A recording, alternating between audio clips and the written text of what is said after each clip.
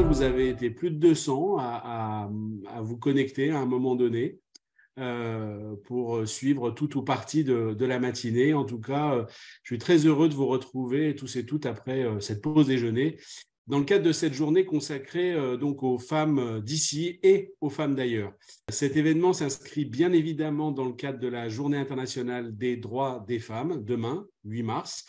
Je suis Pierre-Yves Ginet, journaliste, membre de l'association Femmes ici et ailleurs, et j'ai le privilège de vous accompagner tout au long de cette journée organisée par la région Grand Est et GESCOD, réseau régional multi-acteurs de la coopération et de la solidarité internationale pour le Grand Est. Je rappelle également que nous travaillons depuis de longs mois sur cet événement qui aurait dû se dérouler en présentiel, et donc cette actualité sociale nous a conduit à migrer en visioconférence intégrale à la dernière minute, et merci aux deux institutions d'avoir quand même maintenu cette journée, et merci à toutes les participantes. On avait tous prévu de se retrouver à Metz. Eh bien, ce sera uniquement virtuel pour aujourd'hui. Mais pour le moment, je vous propose de nous lancer illico dans cette deuxième séquence de la journée, avec un titre en forme de question: les femmes, piliers du développement économique de l'Afrique, point d'interrogation. Alors, avant de vous présenter les personnalités qui participeront à cet échange, certaines n'étant pas encore avec nous, mais ça ne saurait tarder, je voudrais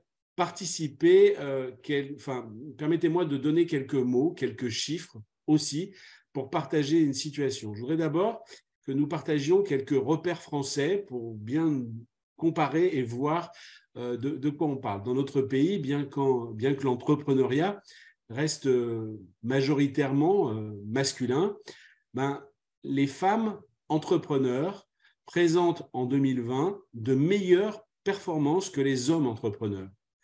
Et ce n'est pas nouveau. Elles le réalisent malgré une vraie inégalité au niveau du capital notamment, puisque les entreprises fondées par les femmes lèvent en moyenne 2 fois moins de fonds que celles dirigées par les hommes. En gros, quand on monte une entreprise, on va dans une banque, on cherche à emprunter, eh bien, le ou la banquière, ça ne change pas grand-chose, va donner moins d'argent aux femmes qui souhaitent investir pour créer leur entreprise. Et quand on est dans le cadre de levée de fonds faisant appel à soit à des particuliers, soit à des fonds, etc., eh bien, on se retrouve dans cette même réalité. On donne moins aux femmes entrepreneurs. Alors, encore une fois, je le maintiens, leur performance est supérieure. À l'échelle internationale, mondiale, même si d'autres raisons aussi expliquent cet écart, sans surprise, on va retrouver comme première cause invoquée par les femmes sur cette difficulté d'entreprendre le fardeau du travail non rémunéré, travail domestique, comme la garde des enfants et le ménage, les responsabilités liées au rôle traditionnel de genre, mais aussi elles évoquent des biais inconscients liés donc à des freins inconscients, en fait, on va dire, liés donc à l'éducation différenciée. Ces causes, on les retrouve aussi, bien évidemment, sur le continent africain. Mais par contre, avec 27% d'entrepreneurs dans la population active féminine, donc une Africaine sur 4 dans la population active est une entrepreneur. L'Afrique détient le record du monde de l'entrepreneuriat féminin. Alors, il s'agit évidemment surtout de micro-entreprises présentes dans l'économie informelle, mais leur poids est considérable. On estime que les Africaines seraient à l'origine de 65% de la création de richesse du continent, au sens large du terme. Et pourtant, chaque année, à l'opposé, on sait que la problématique des inégalités entre les genres coûte 95 milliards de dollars à l'Afrique subsaharienne. Je suis juste sur l'Afrique subsaharienne, en tout cas avec ce chiffre, qui est un chiffre qui a été donné par le réseau économique mondial. J'ai un nom qui m'échappe. En tout cas, ce gap est colossal. Alors évidemment, face à ça, l'Afrique n'est pas du tout un bloc monolithique, uniforme, alors que nous avons trop souvent le tort de le considérer comme tel de ce côté-ci. Les raccourcis vont même bon train quand il est question de ce continent, et nous allons montrer cette diversité aussi, nous attacher à montrer cette diversité cet après-midi. Mais quand même, quand on jauge un peu tous les obstacles qui se dressent devant de si nombreuses Africaines, on ne peut pas s'empêcher de penser qu'avec moins d'obstructions, pour les femmes, le continent tout entier se porterait sans doute beaucoup, beaucoup mieux. Nous l'avons évoqué ce matin avec notre amie Justine Massika-Biamba sur la question des conflits armés et de la paix. Il y a quelque chose d'assez similaire quand même sur ces obstacles et si on donnait davantage de possibilités aux femmes pour le monde économique et pour le développement. Donc, est-ce le cas et quels sont les principaux blocages qui demeurent? Dans quel secteur les femmes peuvent-elles vraiment changer la donne? Telles sont certaines des questions que nous allons aborder pendant cette table ronde. Alors, avec nous cet après-midi, ou bientôt avec nous, je voudrais vous présenter nos intervenantes. Il y a Christelle Assirou. Je ne sais pas si Christelle, vous êtes arrivée. Vous êtes CEO de Ictina, qui est une entreprise basée à Abidjan, une entreprise de services numériques, conseil et stratégie Europe pour l'innovation. Vous êtes fondatrice et dirigeante également de l'association Femmes Éthiques pour Technologie de l'information et de la communication. Vous avez été aussi, je le rappelle, conseillère technique chargée de l'inclusion numérique au sein du ministère de la promotion de la femme, de la famille et de la protection de l'enfant sur 2016-2017. Swazik Barthélémy, France, fondatrice de Empower, réseau qui vise à renforcer la capacité des femmes à entreprendre, féministe et entrepreneur social. Swazik a créé Empower en 2013 à sa sortie de l'ESCP Europe, où elle a étudié le lien entre l'autonomisation des femmes et l'entrepreneuriat dans plusieurs pays. Depuis, elle a fait grandir l'organisation et a notamment contribué à son essaimage en Afrique et en Europe. Au Maroc, Radja Mefta, vous êtes chef d'entreprise, fondatrice et dirigeante générale et directrice générale de Haut Stratégie, qui est une agence conseil en communication, marketing et management. Vous êtes basé à Oujda, dans la région de l'Oriental, cette région étant la partenaire du Grand Est. Radja Mefta, vous êtes présidente régionale de l'AFEM, l'Association des femmes entrepreneurs du Maroc, délégation de l'Oriental. C'est l'équivalent de FCE en France, femmes chefs d'entreprise, qui sont d'ailleurs vos partenaires. Et vous êtes également secrétaire général de la CGEM Orientale, Confédération générale des entreprises du Maroc pour votre région. Ensuite, et elle n'est pas encore avec nous, représentant à la fois la France et le Bénin, Arland Jorger Haroukoun, qui est PDG de EwoSmart, qui est une start-up de la Green Tech. Arland est ingénieur marketing et distribution formé au Conservatoire national des arts et métiers de Strasbourg. Et en 2020, elle a été retenue parmi les 12 femmes lauréates de la première édition du programme de leadership porté par la région Grand Est et centré sur les femmes. Elles osent en Grand Est. Et je rajoute qu'en 2020 encore, Arland a cofondé le think tank RSE, initié d'abord au Bénin et qui se développe à travers différents territoires francophones. Je crois qu'elle n'est pas encore là, je vais en profiter pour vanter ses mérites. Le 30 juin 2022 à Abidjan, en marge de la première COP des villes, Arland Jorger Haroukoun a été distinguée femme francophone 2022 par l'Association internationale des maires francophones. Alors, comme elle n'est pas là, ma première question va être pour toi, Swazik Barthélémy. On a choisi ce titre qui est un peu fait pour teaser, attirer, mais lorsque nous avons préparé cette rencontre, tu m'as tout de suite dit que tu avais un petit problème avec ce titre, les femmes, piliers du développement économique de l'Afrique, point d'interrogation. Et d'ailleurs, peut-être que ce malaise, même si le mot est peut-être trop fort, n'était pas seulement ciblé sur l'Afrique.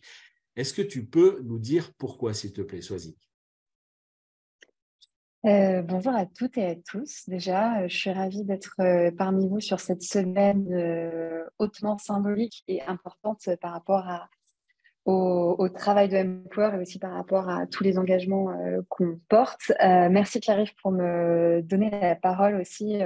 Je pense que j'aurai l'occasion d'expliquer un petit peu plus ce que fait Empower par la suite, mais très intéressant de pouvoir démarrer en partageant aussi mon expertise. Donc, ça fait une dizaine d'années que je travaille sur les sujets d'empowerment à travers l'entrepreneuriat sur plusieurs territoires et notamment sur l'Afrique. Donc, j'ai un regard peut-être que je qualifierais plus d'experte et donc d'entrepreneur sur ces territoires africains. Et c'est vrai que c'était intéressant pour moi d'avoir cette discussion avec toi, Pierre-Yves, sur cette formulation qui, je pense, en tout cas pour moi, c'était important de la recontextualiser et puis aussi de la reproblématiser. Les femmes comme piliers de développement en Afrique, moi, c'est une phrase et une formulation que j'entends dans la bouche de plein de partenaires. Et je pense qu'il y a une forme de consensus sur ce sujet. Et en même temps, j'ai l'impression que ce consensus, il n'est pas forcément fondé sur les bonnes raisons. C'est-à-dire que quand il s'agit de rétablir de l'égalité ou de lutter contre les inégalités, moi, je m'interroge toujours sur à quel moment est-ce qu'on a besoin d'avoir une forme d'excuse ou de justification pour travailler sur de la justice sociale. Est-ce que on investit en fait sur cette bataille pour l'égalité parce que les femmes contribuent au développement? Enfin, c'est vraiment quelque chose qui nous est décrit assez régulièrement quand beaucoup d'acteurs de la coopération internationale, du développement de l'entrepreneuriat disent mais c'est un smart move. C'est bien pour le business d'investir sur les femmes. Ça fait sens parce que, et donc là, j'égrène un petit peu, bien entendu, les arguments qu'on nous donne parce que le taux de scolarisation des enfants augmente, parce que c'est bon pour les foyers, etc. Et bien sûr, il y a des conséquences positives au fait de donner accès à davantage d'opportunités économiques, le fait de appuyer le développement économique des femmes a bien entendu des effets très importants sur tout un écosystème, sur la vie économique du pays. Mais pour autant, moi, je trouve que c'est très important de recontextualiser et de se dire, en fait, c'est important juste parce que c'est un enjeu de droit et pas juste un moyen pour appuyer le développement économique ou le développement tout court d'un pays ou d'une région. Et je voudrais citer peut-être quelque chose qui avait été partagé lors d'une autre conférence il y a quelques années de la part du coup d'une personne avec, en tout cas avec une connaissance très forte des systèmes économiques et qui avait décrit l'être humain comme un homo economicus, en disant, en gros, l'être humain est un être économique qui fera toujours des choix en fonction de ce qu'il y a de plus justifié, de plus sensé économiquement. Et en fait, moi, je ne suis pas du tout d'accord avec ça. Parce que si on était toutes et tous des homo economicus, bah, c'est sûr en fait qu'on aurait détruit toutes ces barrières d'accès aux opportunités économiques, à l'entrepreneuriat, etc. C'est sûr que si c'est le smart move, pourquoi est-ce qu'on ne le fait pas? Et moi, je pense qu'en fait, ce n'est pas du tout homo economicus. Je pense que c'est homo patriarchus, qui est la définition de l'être humain aujourd'hui. Et donc voilà, donc, du coup, pour moi, la question, c'est pourquoi est-ce qu'on en est encore là et qu'est-ce qu'il faut changer? Sur quoi est-ce qu'il faut appuyer? Le fait que les femmes soient investies dans la vie économique des pays en Afrique et de manière générale sur le globe, pour moi, c'est un fait. La question, c'est comment est-ce qu'on travaille et comment est-ce qu'on réduit ces barrières d'accès aux opportunités, au savoir et à tout ce qui les empêche de pleinement investir le rôle qu'elles jouent, en tout cas d'en profiter. Merci, Voilà, merci beaucoup, Swazik, pour pour mettre les cette. pieds dans le plat dès le démarrage. Oui, oui, bah merci de ce recadrage et tu as raison. Enfin, c'est vrai qu'on ne cesse de répéter quand des entreprises, parce qu'elles n'arrivent pas à recruter, investissent sur le côté égalité femmes-hommes en interne. Toujours rappeler que la réponse première, c'est l'éthique et la justice dont tu viens de parler. Et s'il y a des éléments positifs derrière qui suivent, tant mieux. Hadja et Mefta, vous êtes donc à Oujda. Merci d'être avec nous aujourd'hui. Je voudrais vous demander, s'il vous plaît, est-ce que vous pourriez nous présenter un peu votre entreprise et puis votre association de femmes chefs d'entreprise, association donc, que vous dirigez pour la région de l'Oriental. Oui, bonjour Pierre-Yves, merci pour cette invitation. Ça me fait plaisir d'être aujourd'hui parmi ce panel de femmes qui investissent le monde, que ce soit économique, social ou culturel de nos différents pays. Alors, moi, je suis à la tête d'un cabinet conseil en communication marketing qui est spécialisé dans l'accompagnement et le conseil en communication pour nos clients. Nos missions diffèrent en fait en fonction des besoins des clients, mais elles incluent globalement, généralement, tout ce qui est conseil, tout ce qui est stratégie de communication, la gestion des relations publiques, l'organisation d'événements pour nos clients, le marketing digital, mais également le suivi et l'évaluation des différentes stratégies et actions de communication menées par nos clients pour à la fois les accompagner soit dans l'adaptation de leur stratégie de communication si nécessaire et l'optimisation de leur retour sur investissement. Donc, c'est globalement l'activité de notre cabinet de conseil. Maintenant, ce qui est de la FEM, l'Association des femmes chefs d'entreprise du Maroc. Donc, c'est une association nationale à but non lucratif qui a été créée en 2000.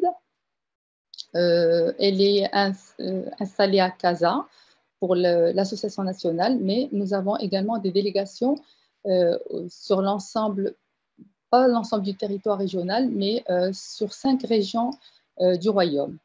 Donc l'oriental en fait partie. La FEM regroupe les femmes chefs d'entreprise et entrepreneurs, mais également les cadres dirigeantes. Elle compte à l'heure d'aujourd'hui 630 membres sur l'ensemble du territoire national. Elle vise à accompagner en fait les chefs d'entreprise dans le développement de leur entreprise, l'accès au marché, la formation, la mise en réseau.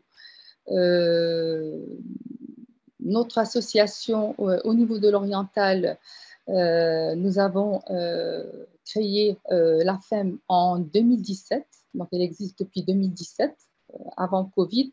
La Covid, lorsqu'elle est arrivée, elle a un petit peu freiné un petit peu les activités. Je pense que c'est pareil partout un petit peu dans le monde. Donc, nous avons créé notre association en 2017. Notre stratégie, elle est déclinée par rapport à la stratégie nationale.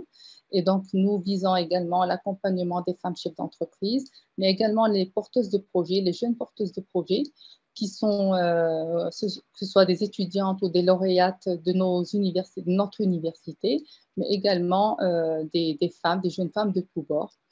Nous avons signé en 2022, en juin 2022, une convention tripartite avec l'Agence de l'Oriental et l'Université Mohamed Ier pour la mise en place d'un incubateur 100% femmes dédié à l'entrepreneuriat féminin pour accompagner les femmes chefs d'entreprise et les porteuses de projets dans la création et la réalisation de leurs projets.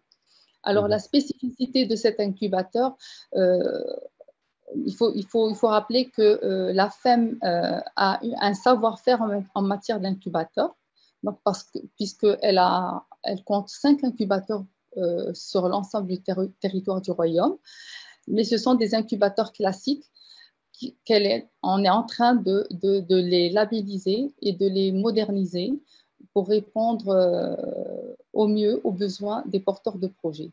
Des porteuses de projets, pardon. Alors, la spécificité de notre incubateur au niveau de la région de l'Oriental, c'est qu'il est installé au niveau du campus du savoir. Le campus du savoir est la propriété de l'Université Mohamed Ier, au sein de la Maison de l'intelligence artificielle, qui est une franchise d'Europia. Et l'idée derrière tout ça, c'est justement de faire de la culturation, de mettre les femmes vraiment dans un écosystème favorable à l'innovation, aux nouvelles technologies, au digital et à l'intelligence artificielle pour qu'elles investissent plus ce domaine. Surtout que comme on avait échangé, vous et moi, nous avons une école d'ingénieurs au niveau de l'Université Mohamed Ier aujourd'hui, qui compte quand même dans son ensemble 54% de jeunes élèves ingénieurs filles, femmes, sur l'ensemble de l'effectif global, total de l'effectif. Et donc, ce n'est pas rien. Donc, dans la filière génie informatique, c'est 53% de jeunes étudiantes en informatique et filières toutes confondues, ça fait quand même 12 filières, c'est 54%, donc sur l'ensemble de l'effectif. Écoutez, s'il y a quelqu'un du ministère de l'Enseignement supérieur français qui nous écoute, Je pense que cette personne doit avoir des suées en écoutant ces chiffres parce qu'on est très loin de tels résultats en ce moment dans tout ce qui est école d'ingénieur. On va y revenir tout à l'heure. Vous nous avez donné quelques chiffres, Adjaye. Est-ce que vous pourriez nous donner très rapidement quelques chiffres également concernant les femmes chefs d'entreprise, l'entrepreneuriat des femmes aujourd'hui au Maroc? Que représente-t-elle et quelle est la tendance? Oui, alors le Maroc, comme d'autres pays, est confronté à d'importants défis en matière d'égalité hommes-femmes. Néanmoins, on a noté une nette progression du nombre de femmes chefs d'entreprise. De 2015 à 2019, l'Office marocain de la propriété industrielle et commerciale ont mené une étude qui a fait ressortir quand même une augmentation d'environ 34,5% du nombre de femmes chefs d'entreprise de 2015 à 2019. Néanmoins, la représentativité des femmes chefs d'entreprise sur l'ensemble des entreprises en fait, marocaines dirigées par des femmes reste quand même sous-représentée. Et donc cela est, il reste beaucoup de progrès à faire dans ce domaine. Les chiffres officiels que nous détenons en 2022, la représentativité des femmes entrepreneurs au Maroc est de l'ordre de 28%. Voilà. Donc c'est quand même un chiffre qui est intéressant, mais ça reste quand même en deçà de ce que nous aspirons. Voilà. Je me trompe, Adjaye, ou quand nous avons préparé la rencontre, vous m'aviez parlé de parmi tous les entrepreneurs, femmes et hommes, les femmes représentent 9% à peu près, c'est ça? En fait, au niveau de la FEM, les chiffres que nous avions à post-Covid, c'était de 10%. Mais j'ai regardé, il y a une étude de l'OMPIC qui mentionnait, c'est pour ça que je vous disais, les chiffres officiels étaient de l'ordre de 28%. Mais nous restons, au niveau de la FEM, nous avons des réticences par rapport à ce chiffre parce que je ne sais pas si ça inclut peut-être également tout ce qui est coopérative.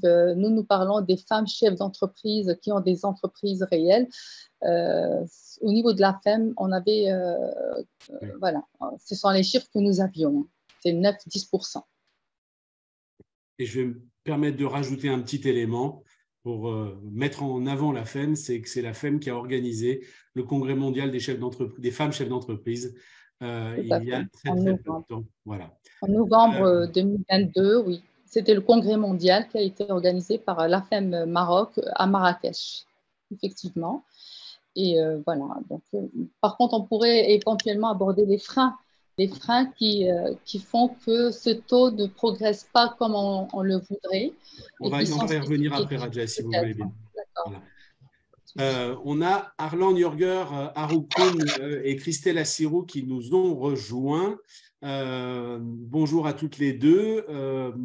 Arland et Christelle, je vous ai présenté en votre absence, j'espère que vous ne m'en voudrez pas. Juste très rapidement pour vous donner la parole, Arland, et plutôt en rebond à ce qu'a dit Swazik Barthélémy tout à fait au début de la rencontre, quand on l'a préparé ensemble et qu'on a parlé des femmes dans le milieu économique de l'Afrique, vous m'avez tout de suite répondu avec deux images qui vous passaient par la tête. Et je crois que c'est deux images qui sont à la fois positives, questionnantes, mais qui illustrent très bien cette situation. Est-ce que vous pourriez les partager avec nous très rapidement, s'il vous plaît? Bien sûr. Alors, juste avant, vous me permettrez de vous présenter mes excuses pour le retard. Merci pour l'organisation de cette journée ô combien importante. Merci à mes différentes collègues que j'ai hâte d'entendre sur les différents sujets. Alors, c'est vrai que la thématique, c'est femmes, piliers du développement de l'Afrique.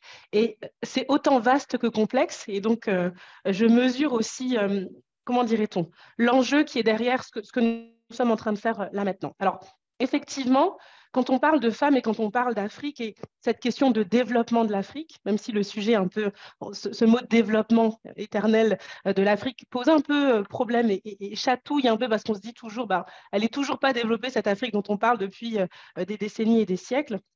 Quand on pose cette question, tout de suite, deux images me sont venues. La première, c'est à Cotonou, le marché d'Antokpa. Juste une vue rapide sur le marché, sur les étals, et allez, 90% de la population, en tout cas, tenant les étals, sont des femmes. Donc, si on parle de développement économique, les femmes sont plus que représentées et présentes dans l'entrepreneuriat. Alors, est-ce que c'est un entrepreneuriat qui est sécure? Est-ce qu'on est dans une posture formalisée qui leur permette d'être sécurisés et de pouvoir en vivre décemment? Ça, c'est une question que je pose comme ça et qu'on aura le loisir enfin, en tout cas, la possibilité de développer plus tard. Donc ça, c'est ce premier point. Paradoxalement, on jette un œil dans les classes d'école. Alors, on commence à la maternelle. On arrive à trouver, enfin non, pas tout à fait, on est à 30% à peu près de jeunes filles et 40% de garçons. Et puis, plus on évolue, et puis moins on voit de filles présentes dans les classes d'école. Et c'est là qu'on se pose cette question. Est-ce que dans cette notion de développement de ce continent, quelle est la corrélation qu'on met entre des femmes qui tiennent l'économie, et majoritairement cette économie informelle, et puis la scolarité, l'enseignement des jeunes filles? Donc ça, c'était voilà, les deux images que je posais comme ça. Est-ce que c'est le moment de rentrer dans plus je vais peut-être le poser en intro et puis continuer après. Merci. Merci Arlande. Et puis, je vais en profiter d'accueillir maintenant Christelle Assirou à Abidjan. On a eu beaucoup de sueur, Christelle, parce que grosse coupure de courant ce matin, d'après ce que j'ai compris, et vous n'étiez pas sûr d'être avec nous, donc on est ravis que tu sois avec nous. Selon toi, quand on a évoqué les mêmes questions qu'Arlande vient de développer là rapidement, tu as employé un terme qui est au sujet de l'économie informelle, avec des guillemets autour. Tu me parlais d'un entrepreneuriat, toi, de survie, en fait, et qu'il serait nécessaire, selon toi, je reprends tes termes, d'extraire un maximum de femmes de cet entrepreneuriat de survie pour leur permettre d'accéder à une autre dimension. Est-ce que tu peux nous éclairer sur ce constat et sur ta pensée en la matière? Alors, je disais que j'étais vraiment très contente d'être parmi vous. Ce matin, ça n'a pas été simple. Je pense que c'est dû à une grosse pluie qu'on a depuis hier. Et là, elle a repris et c'est vraiment très fort. Et ça a certainement perturbé les réseaux. Alors, effectivement, concernant l'entrepreneuriat, c'est une vraie niche ou une vraie aubaine pour la femme africaine. C'est un espace où elle se développe, où elle arrive à trouver de quoi s'autosuffire.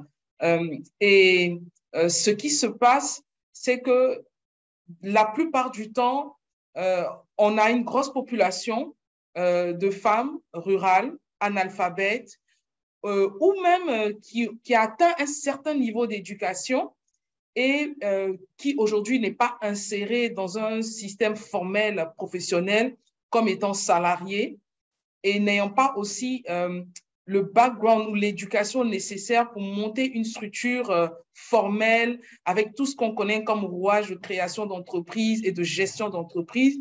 Et donc, on va retrouver un bon nombre de ces femmes-là dans les marchés, dans l'agriculture, dans les coopératives, à mener un entrepreneuriat de survie.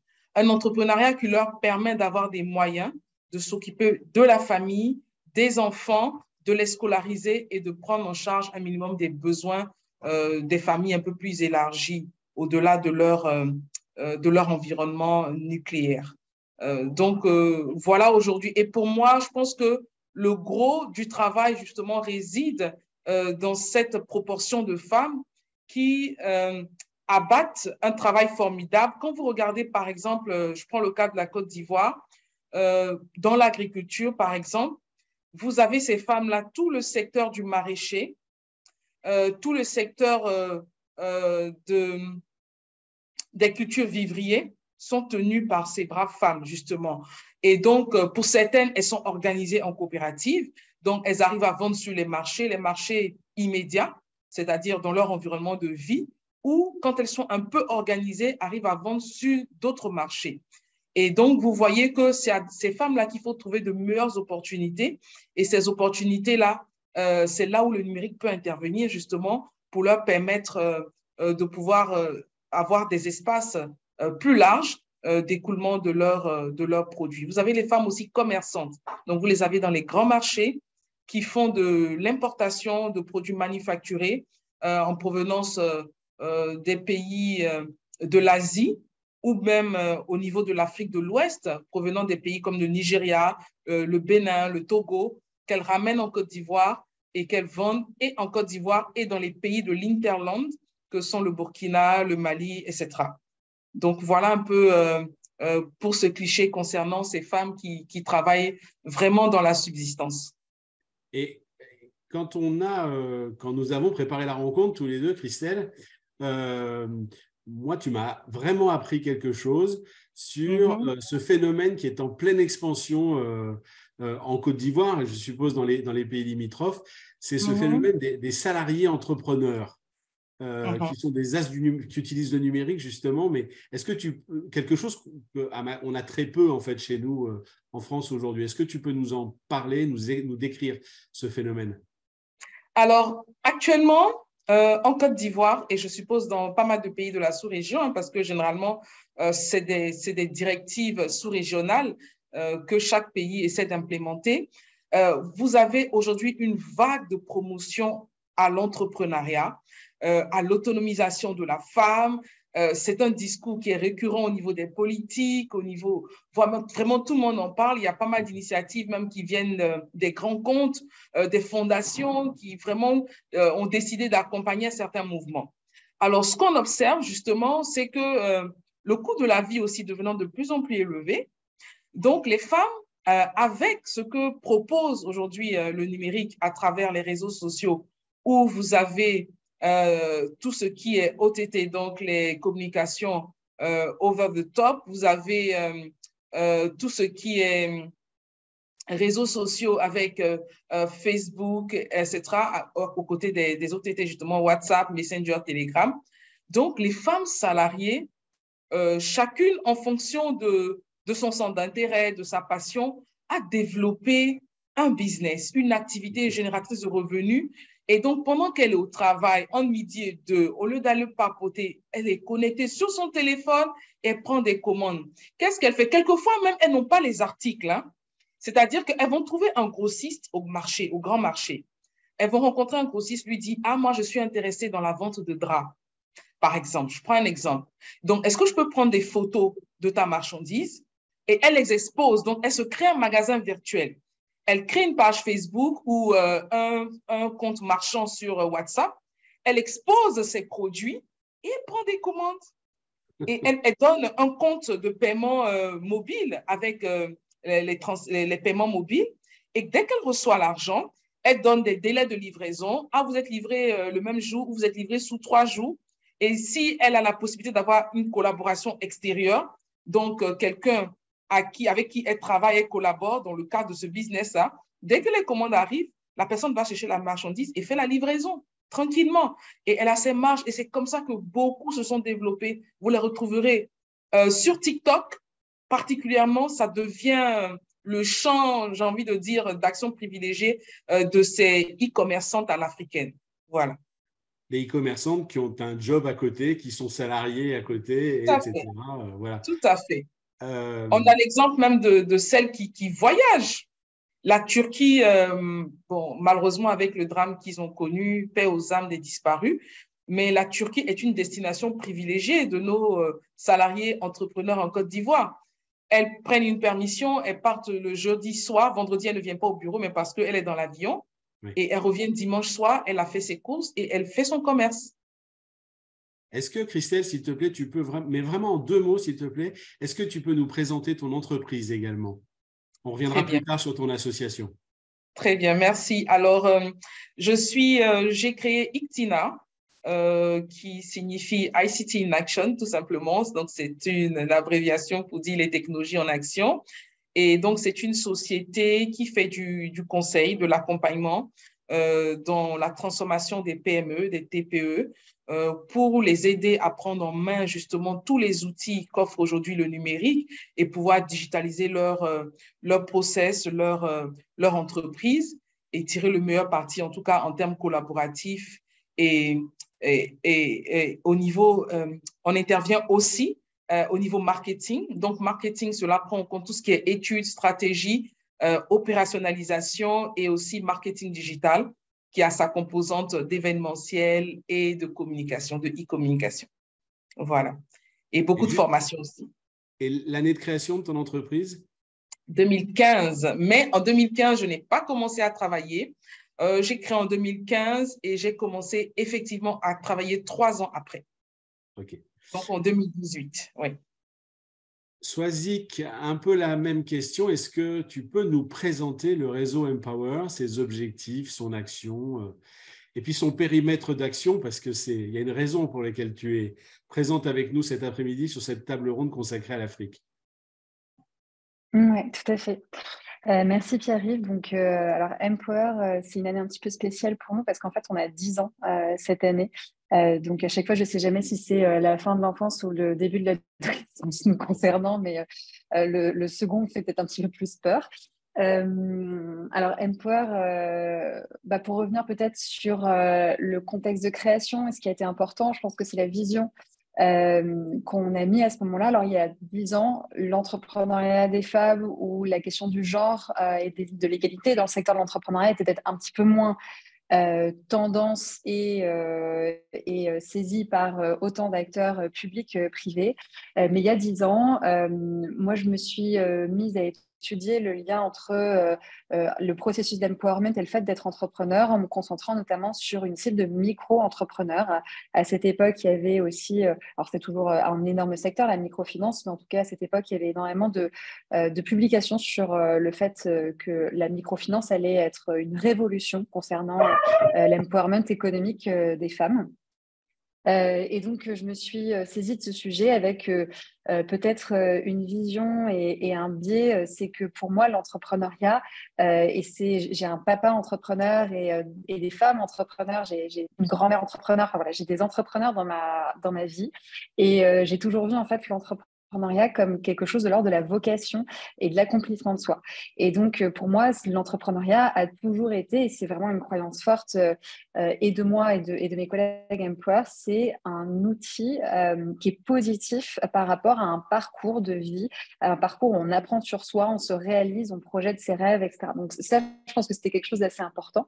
Et puis, quand j'ai mis les pieds un petit peu dans ce secteur, et que j'ai commencé à étudier le lien avec les processus d'empowerment, je pense que là, du coup, je me suis rendu compte que c'était pas en fait une vocation pour tout le monde. Déjà, qu'il y avait aussi l'existence d'un entrepreneuriat dont tu as parlé, Pierre-Yves, et dont Christelle a également discuté, qui est un entrepreneuriat de survie. Voilà, que nous on appelle necessity driven entrepreneurship en anglais, donc vraiment un entrepreneuriat où les femmes n'ont pas le choix, n'ont pas d'autres possibilités en fait que d'être entrepreneur pour survivre, pour se générer un revenu. Et puis le deuxième constat, c'est qu'en fait l'entrepreneuriat c'est un secteur qui est pétri d'inégalités femmes-hommes, mais comme le reste en fait de notre économie en général. Et donc, face à ces deux constats, il y a 10 ans, moi, ma réflexion, ça a été de me dire pourquoi est-ce qu'il n'y a pas de structure, de dispositif pour accompagner celles qui sont les plus éloignées au final de ce secteur de l'entrepreneuriat, celles qui ne se définissent même pas en fait comme entrepreneurs parce qu'elles trouvent que ce terme ne leur correspond pas. Quand je leur demandais ce que vous définissez comme entrepreneur, ce qu'elles me répondaient, c'est que non, je vends des repas ou je vends des légumes, mais moi, je ne suis pas entrepreneur. Alors qu'en fait, pour moi, elles avaient totalement une activité entrepreneuriale et leur activité pouvait aussi leur permettre de s'extraire en fait d'une situation de précarité et de regagner du contrôle.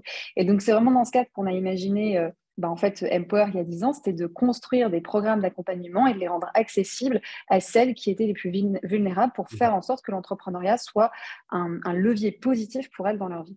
Et puis, au fur et à mesure, là, je vais faire en accéléré sur 10 ans, je pense qu'on est passé d'un travail qui était focalisé sur l'accompagnement à déjà aussi un rééquilibrage, parce que pourquoi est-ce que ces femmes, elles ont besoin de cet accompagnement? Pourquoi est-ce qu'elles sont éloignées? Pourquoi tout ça? C'est parce qu'il y a des inégalités. Et les femmes ne sont pas à l'origine des inégalités dans le secteur. Et en fait, si on a envie que dans 100 ans ou dans 50 ans, parce qu'on va peut-être être un peu plus optimiste par rapport à la durée, il n'y ait plus besoin de structures comme Empower, il faut travailler en fait sur les racines. Et les racines, c'est les inégalités. Et donc, comment est-ce qu'on travaille sur ces inégalités? C'est en engageant tout un écosystème. Donc, en plus de travailler auprès de femmes entrepreneurs, on a aussi commencé à travailler avec le reste de l'écosystème de l'entrepreneuriat. Donc, on parle des autres structures d'accompagnement, on parle des investisseurs, on parle des autres entrepreneurs pour commencer à se dire comment est-ce qu'on fait changer la culture de l'entrepreneuriat. Et moi, je me pose vraiment une question, et ça, c'est vraiment quelque chose, je pense, aujourd'hui, bien entendu, l'égalité dans l'entrepreneuriat, donc la présence de femmes, on va dire à 50% dans le secteur de l'entrepreneuriat, pour nous, c'est un indicateur, c'est ce qui permet de voir est-ce qu'il y a du progrès, mais je ne suis pas sûre que ce soit en fait une fin en soi, dans la mesure où moi, ce qui m'intéresse aujourd'hui, c'est de me dire qu'est-ce que la présence de femmes dans le secteur de l'entrepreneuriat nous enseigne sur la culture qu'on devrait avoir de l'entrepreneuriat. Est-ce qu'au final, on essaye de donner des pansements et des petits outils aux femmes pour qu'elles intègrent un système qui, au final, est profondément inégalitaire, ou est-ce qu'on essaye de changer ce système pour qu'il soit plus inclusif en général? Donc ça, c'est vraiment aujourd'hui, je pense, quelque chose que Empower embrasse davantage. Et puis, je dirais que le deuxième développement, c'est qu'on s'est aussi peut-être un petit peu plus détaché de simplement projeter le genre juste sur la cible de l'accompagnement, mais de construire au fur et à mesure aussi une expertise sur qu'est-ce que ça veut dire de penser des dispositifs d'accompagnement et des contenus pédagogiques à la lentille, on va dire à travers le prisme du genre. Qu'est-ce que ça veut dire? Et donc, pour vous donner juste un exemple assez concret, on vient de lancer il y a quelques jours, je ne sais plus exactement la date, mais c'était début mars, une étude pour documenter l'intersection entre les violences basées sur le genre et l'entrepreneuriat. Quand on est entrepreneur, qu'est-ce que les violences basées sur le genre, qui sont un fléau beaucoup plus large, comment est-ce que ça a un impact sur le processus entrepreneurial, et de la même manière, comment est-ce que l'entrepreneuriat peut être une solution en fait pour des femmes qui ont été victimes de violences basées sur le genre. Et les violences basées sur le genre, elles sont multiples, elles sont diverses. Il y a des violences qui sont de l'ordre de les violences physiques, des violences qui sont mentales. Donc voilà, donc c'est vraiment quelque chose qui est intéressant pour nous, par exemple, qu'on vient de lancer. Et donc les résultats qu'on va avoir de cette étude vont bien entendu nous indiquer comment est-ce que on intègre ce sujet dans de meilleurs accompagnements. Comment est-ce qu'on fait pour prendre ça en compte dans des processus de sélection, d'incubation, d'accompagnement de femmes qui sont dans l'entrepreneuriat? Et quand, je finis juste là-dessus, Pierre, mais quand on parle de l'entrepreneuriat, on sait que, en fait, il y a plusieurs réalités, il y a plusieurs profils. Nous, avec Empower, on accompagne, parce que c'est vrai que je n'ai peut-être pas fini sur Empower, mais on accompagne des tas d'entrepreneurs. On a accompagné 15 000 femmes entrepreneurs en l'espace de 10 ans sur des territoires super diversifiés. Ne serait-ce qu'en Côte d'Ivoire, on travaille dans des territoires qui sont ruraux. Et dans ces territoires, le taux de violence basé sur le genre et le taux de violence que subissent les femmes est énorme. Et donc, comment est-ce qu'on prend ça en compte pour s'assurer que l'accompagnement il soit le plus efficace possible et qu'il ne soit pas juste quelque chose hors sol qui n'adresse pas vraiment les besoins des femmes? Voilà, ce que tu dis m'emmène sur… je repense à… C'est l'avantage, encore une fois, d'avoir des tempes grises, là, de pouvoir faire de la prospective sur 10 ans. Il y a 10 ans, même dans les entreprises chez nous, on essayait de réparer, et on essayait encore un peu de réparer les femmes pour qu'elles rentrent dans un système. Là, on commence à se dire que c'est peut-être le système qu'il faut commencer par réparer pour que tout le monde ait sa place dedans. Juste très rapidement, puisque je l'ai dit, le Empower, et tu viens de le dire aussi, agit dans un certain nombre de pays. Il y a la France, il y a le Niger, où tu vas partir, il y a la Côte d'Ivoire, tu l'as mentionné, etc. Comment vous managez au sein d'Empower des équipes, comment vous managez cette structure entre les différents pays, le lien entre les participantes et la problématique du genre dans l'entrepreneuriat est-ce qu'il y a quand même quelque chose d'uniforme qu'on peut retrouver un petit peu sur tous ces pays? Et puis, ce partage des bonnes pratiques. Tu sais à quel point, chez moi, le côté apprendre des autres est important. Et voilà, comment ça fonctionne, la MapMonde Empower? C'est complexe.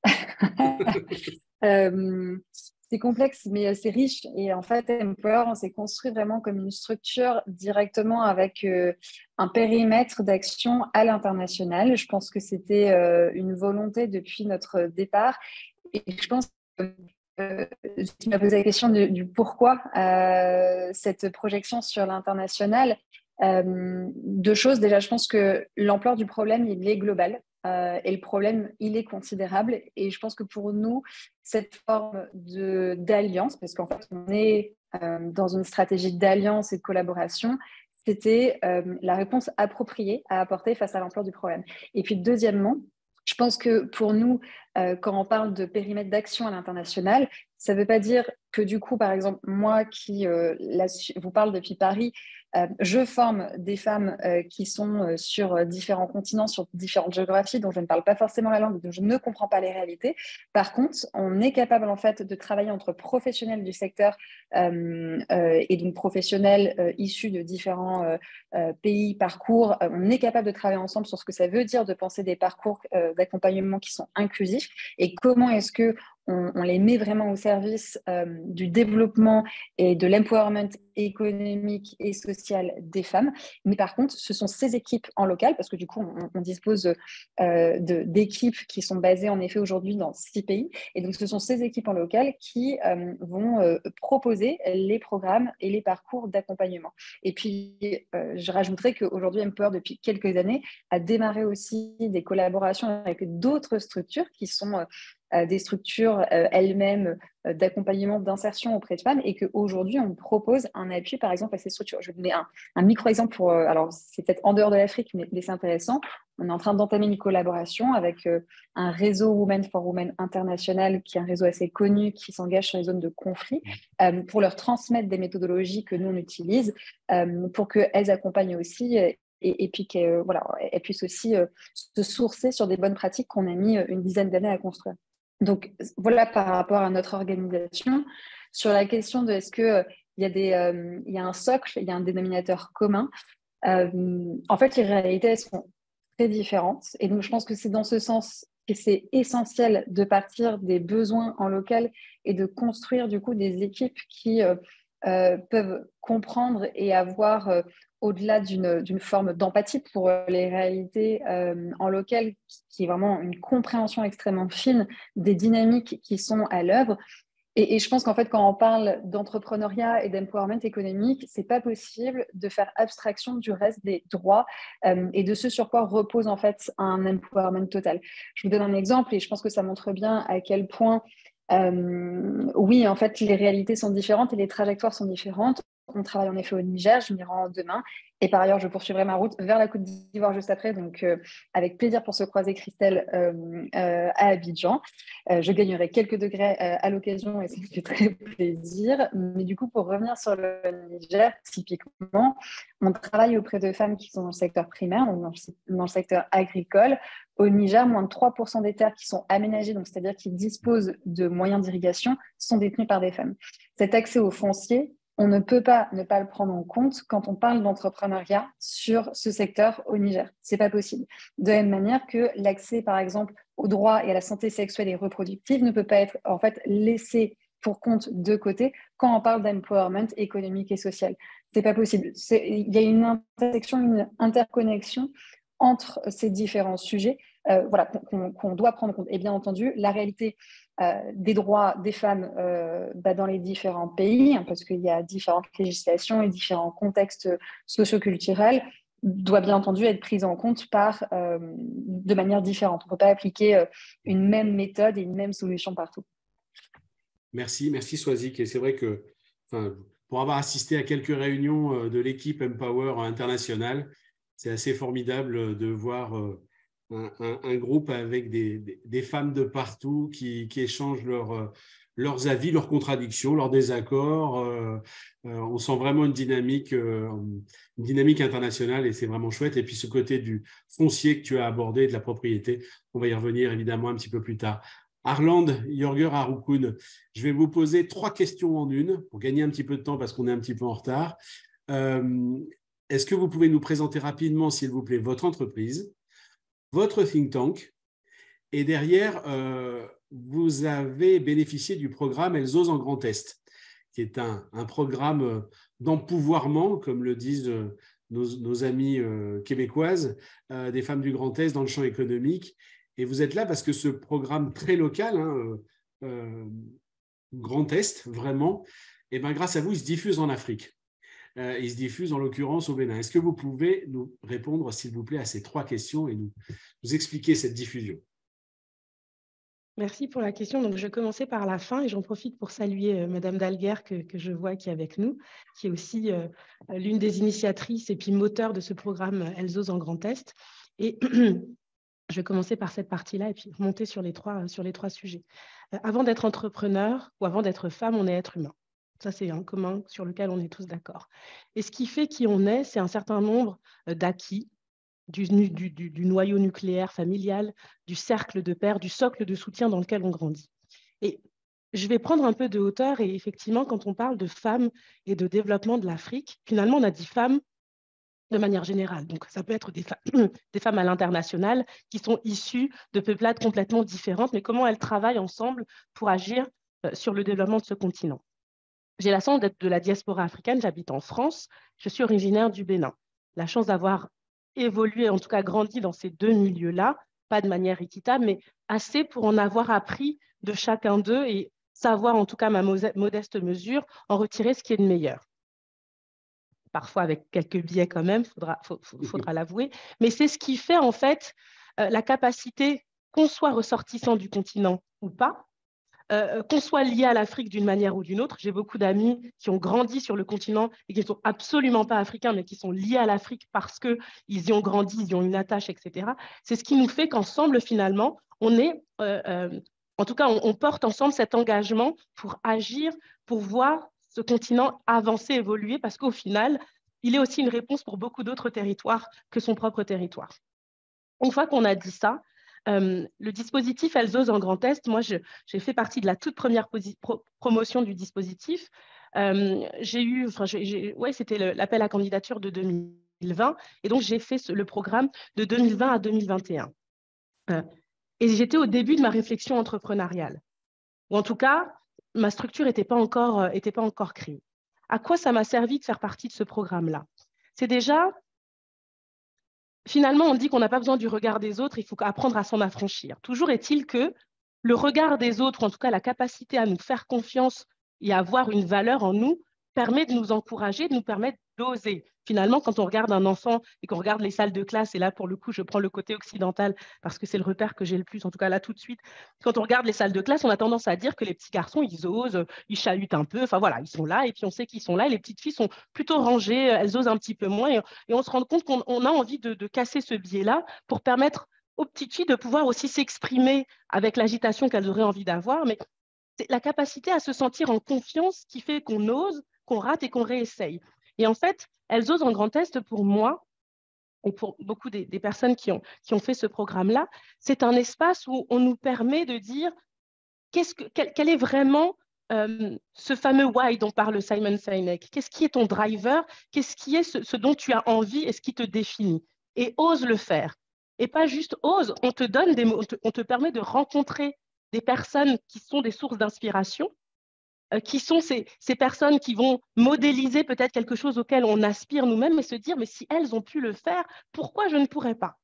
Et avec des parcours complètement différents. Il n'y a pas de parcours hyper lisse où la bonne famille, la bonne école, le bon milieu social qui fait le bon résultat. On a des parcours parfois complètement, en tout cas, non linéaires qui nous permettent de nous dire, mais pourquoi pas moi? Donc ça, c'était déjà le premier point, pouvoir être accompagné, coaché, cette question de monter en compétences. Alors les hard skills, on les a fait, enfin, la plupart, en ayant fait des études, on y a accès, mais il y a tout un pan de soft skills qui de plus en plus deviennent intéressantes, en tout cas, prises pour ce qu'elles sont en termes d'importance, qu'on apprend à développer finalement une fois qu'on arrive dans la vie active, hein, quand on parle de développement personnel, etc., on retrouve moins ces éléments-là dans les cursus scolaires. Et bien pareil, c'est un autre point également du programme qui a vraiment son importance sur le comment j'ose me présenter, comment j'ose être au milieu des autres et affirmer qui je suis. Donc ça, c'est deuxième point. Donc le premier, je disais,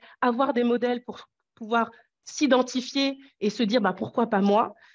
Travailler sur, comment on appelle ça, les soft skills pour pouvoir oser être qui on est au milieu de l'Assemblée. Et puis, au-delà de ça, c'est aussi un noyau. On était une douzaine de femmes durant cette promotion, et puis 12 autres sur les promotions qui suivent. C'est autant de personnes avec qui on connecte, on peut échanger, etc. Donc, vraiment, pour moi, ça a aussi été un plus dans le « OK, qu'est-ce que tu as envie de faire et comment tu oses te positionner par rapport à ce que tu as envie de faire. Alors, et maintenant, j'en viens à EvoSmart. EvoSmart est la start-up que j'ai créée en juillet 2021. Et en fait, c'est sur cette question de... alors moi, j'ai travaillé dans le développement durable aussi loin que ma vie professionnelle me le rappelle. Cette question de justice sociale, préservation, en tout cas de lutte contre le dérèglement climatique, des modèles économiques qui soient plus résilients, plus responsables. Enfin voilà, c'est des choses dans lesquelles j'ai baigné absolument tout le temps. Et puis, dans cette réflexion de... j'ai envie d'entreprendre, c'est quelque chose qui est en moi, un peu comme Swazik. Moi, j'ai grandi au milieu d'entrepreneurs, soit de salariés entrepreneurs, soit d'entrepreneurs au complet, mais en tout cas, tout le monde dans ma famille, ou quasiment, soit est salarié entrepreneur, soit est entrepreneur. Peut-être quelques exceptions, mais elles se comptent sur les deux mains. Donc, j'ai grandi dans ce milieu-là et au moment où j'ai envie, moi aussi, de devenir entrepreneur, je reprends un peu toutes ces choses que j'ai pu vivre et je suis face à cette question de 70% de la population mondiale habitera en ville en 2050. Alors, ce n'est pas ce qui m'a tout de suite construit mais en tout cas, c'était cette question de comment on habite la Terre ensemble jusque-là de manière résiliente. Et puis, on sait que les villes, en termes de problématiques, soit d'inondation, parce qu'on est sur les côtes, quand on parle d'Abidjan, dès que les pluies sont au-delà de ce qu'on pourrait gérer, soit de minéralisation quand on est plus ou moins plus dans nos contrées où effectivement tout est imperméabilisé et les villes suffoquent en été. Comment on fait pour développer, en tout cas pour accompagner la ville durable? Et je commence un petit peu à glaner, à me balader et à rencontrer des maires et des agents communaux dans les villes autour de là où je réside. Et puis, toujours cette même question. On a des plans de reboisement, mais le plan de reboisement ne tient pas d'une année à l'autre parce que un arbre en ville, c'est un vrai sujet. Oui, oui. Et donc, c'est comme ça que naît EvoSmart sur la question de comment on accompagne les villes sur ce sujet-là, comment on utilise la technologie de manière responsable, donc juste ce qu'il faut, avec cette notion d'inclusivité, donc pas une technologie qui va servir que aux pays du Nord et pas être adaptée quand on va venir sur le continent. Donc c'est toujours la réflexion que j'ai gardée et c'est comme ça qu'on a construit EvoSmart. Donc intelligence artificielle, donc l'algorithme, et puis de la télédétection, donc imagerie spatiale. Donc ça, c'était la réponse pour être le plus inclusif, même dans un contexte où, comment on appelle ça, la disponibilité numérique n'est pas la même que dans les pays du Nord, pour pouvoir derrière accompagner et proposer des aides à la décision pour aménager et préserver le patrimoine végétal des villes. Et c'est comme ça, en fait, que à la fois ce que j'ai appris du programme et ce que j'apprends aujourd'hui est répandu aussi sur le continent quand j'ai des missions là-bas. Et j'aimerais aussi prendre rapidement, et je conclue là-dessus, le sens inverse. Donc, il y a effectivement la transmission depuis ce qu'on apprend en habitant en France, mais il y a aussi de l'autre côté. Les diasporas sont les ponts entre ces deux zones-là. Il y a tout un pan sur l'écologie populaire à l'africaine qu'on apporte aussi en étant de la diaspora sur le territoire où je suis ici aussi en Alsace. Voilà. Merci de ce rajout très, très important. Radjaï Mefta et après Christelle Assiro pour un peu la même question. C'est une question que j'ai posée à la plupart d'entre vous quand nous avons préparé cette rencontre. C'est quels sont pour vous, Radjaï, les principaux freins que les femmes rencontrent aujourd'hui pour se lancer dans l'entrepreneuriat au Maroc? Oui, comme je vous disais tout à l'heure, Pierre-Yves, la tendance observée, elle est encourageante en matière d'entrepreneuriat féminin, certes au Maroc, mais elle reste toujours sous-représentée par rapport à l'entrepreneuriat homme. Et donc, les principaux freins qui sont spécifiques à l'entrepreneuriat féminin sont principalement les normes sociales, le poids des normes sociales et culturelles. Vous savez que la société marocaine, c'est une société patriarcale. Et donc, la finance, les garanties sont dans la main des hommes, sont détenues par les hommes. Il y a également les stéréotypes de genre. Il y a certains métiers qui ne sont pas investis par les femmes de peur d'être un petit peu mal. J'ai par exemple une membre qui a quand même un cabinet conseil dans le domaine du bâtiment. Et donc, elle est tout le temps sur les chantiers et elle a été parfois victime de paroles ou de réflexions un petit peu machistes du genre la prochaine fois, faites venir votre patron, dites à votre patron de se présenter alors que c'est elle la chef d'entreprise. Donc, c'est des réflexions de ce genre. Mais voilà, les femmes, elles surpassent ça et elles ont franchi ce pas-là. Donc, elles investissent des domaines qui, jusqu'à aujourd'hui, ne sont investis que par des hommes. Donc, il y a également l'accès limité au réseau professionnel. Je vais citer l'exemple de la CGM qui est le patronat marocain. C'est similaire au MEDEF en France. Et il y a une sous-représentativité des femmes entrepreneurs femmes qui adhèrent au réseau de la CGM. Et donc il y a c'est une limitation, je ne sais pas, c'est un petit peu culturel. Et au niveau de la femme, puisque la femme est membre d'office de la CGM aussi, donc on essaye aussi d'encourager les femmes à adhérer au niveau de la CGM. Il y a également la difficulté d'accéder au financement, mais ça, je pense que c'est un problème un petit peu mondial. Les banques ne font pas confiance, ou lorsqu'elles font confiance, les capitaux qui sont levés auprès des banques par des femmes ne sont pas ne sont pas égales ou égaux aux capitaux levés par les hommes. Au niveau de la femme, par contre, on a signé une convention avec une banque marocaine. Je ne vais pas donner le nom pour ne pas faire la publicité, mais qui accompagne et qui accepte de financer les entrepreneurs femmes dans la réalisation de leurs projets. Et il y a également des freins qui sont spécifiques. Bien sûr, j'ai oublié l'accès au foncier. C'est également le cas au Maroc, hein, pour plusieurs pays africains. C'est également le problème des femmes au Maroc. Et il y a des problèmes qui sont plus personnels, qui sont spécifiques vraiment aux femmes. C'est le manque de confiance en soi, c'est la peur de prise de risque aussi. On a constaté au niveau de la femme que la notion de prise de risque chez la femme, elle est un peu trop prudente. Donc, elle a souvent peur de prendre des risques par rapport aux hommes. Et donc, c'est deux freins aussi qui lui sont personnels. Et on travaille au niveau de la femme au renforcement de la confiance en soi, développement personnel. On travaille énormément sur ces aspects-là. Voilà. Donc, grosso modo, ce sont les principaux freins soulevés par la femme. Merci Rajay. Et puis, à part peut-être le foncier, quoique, permettez-moi de vous dire que je pense que, mais vous devez le savoir, que vos consoeurs de FCE, femmes chefs d'entreprise en France, si on leur demandait les freins, probablement que ça ressemble beaucoup à ce que vous dites également, même si je ne suis pas dans la comparaison, mais voilà. Christelle, est-ce que tu souhaiterais rajouter des éléments par rapport à ce que Rajay vient de nous décrire concernant les freins qu'il faudrait lever, qu'il conviendrait de lever pour permettre aux femmes africaines d'agir plus facilement et plus massivement?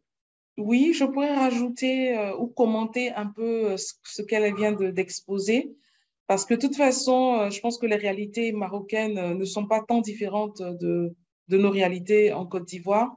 Moi, quand on parle d'entrepreneuriat et qu'on parle d'obstacles pour les femmes, je vois vraiment l'entrepreneuriat dans sa forme formelle, hein, avec une entreprise bien structurée et tout. Et à ce niveau-là, il faut savoir que l'entrepreneuriat, vous ne démarrez pas une entreprise avec toutes les fonctions existantes. Vous avez le marketeur, vous avez le comptable, vous avez l'administratif. Non, généralement, on démarre en faisant soi-même toutes ces fonctions. On est à la fois le commercial, le comptable, etc. Et ce n'est toujours pas évident. Donc, pour les femmes, c'est vraiment un soutien à l'entrepreneuriat pour que déjà elles aient la compréhension du fonctionnement de l'entreprise. Et je pense que les structures comme Empower le font déjà très bien et il faut démultiplier ce genre d'action. Il faut qu'elles comprennent déjà leur environnement dans lequel elles vont évoluer. Il faut beaucoup de formation au développement personnel, voilà, pour attiser leur confiance en elles-mêmes, pour les aider justement à la combativité, voilà, qu'elles aient justement cet esprit de combativité pour pouvoir construire, qu'elles soient dans une démarche de construction et cela va aider. Dans l'entrepreneuriat, pour les femmes africaines, en Côte d'Ivoire en particulier, il y a aussi le poids culturel qui est un frein. Alors, une femme entrepreneur, quel âge elle a? Quelle est sa situation sociale? Est-ce que c'est une femme célibataire? Est-ce que c'est une mère célibataire?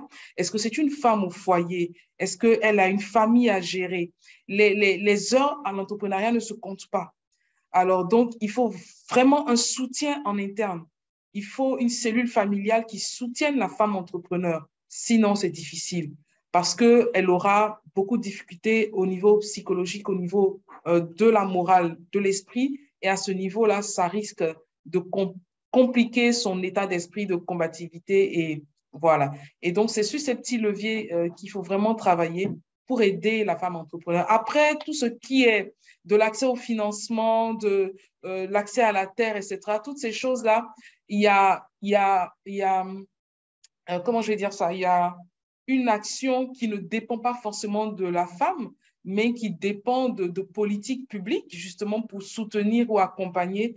Et c'est là, il faut une exhortation, justement, ou un plaidoyer auprès, justement, des structures ou des détenteurs des finances comme les banques, les grandes entreprises, pour vraiment soutenir les initiatives des femmes, notamment dans l'entrepreneuriat. Voilà. Merci Christelle. Arland Jürger Haroukoun, quand je vous avais posé la même question, vous avez posé sur la table un élément qu'on entend assez peu, qui concerne tous les entrepreneurs, femmes et hommes, africaines. C'est la question du partage de la valeur ajoutée. Est-ce que vous pourriez nous en dire 2 mots, s'il vous plaît? Sur le continent, et tout le monde le sait, c'est un continent où on va puiser énormément de matières premières, que ce soit pour l'alimentation, que ce soit pour la technologie, que ce soit pour se vêtir. Absolument, j'ai envie de dire presque toutes les chaînes de valeur du monde commencent en Afrique. En tout cas, dans toutes les filières, on pourrait trouver un point de départ en Afrique. Donc, je parle d'entreprises liées à l'Afrique, notamment dans le think tank RSE, où on accompagne sur cette question de développement durable des entreprises liées à l'Afrique. Le problème de la manière dont les chaînes de valeur sont construites aujourd'hui, c'est qu'on va aller puiser cette matière première, on va l'envoyer ailleurs dans le monde pour la traiter, pour la transformer, lui rajouter de la valeur.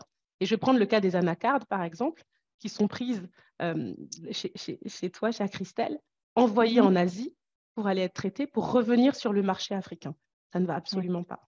Parce qu'entre-temps, elle a pris de la valeur, mais de la valeur qui ne profite absolument pas aux paysans au début de chaîne, et sur lequel le produit va être vendu après au consommateur final à un prix qui n'arrive souvent pas à comprendre.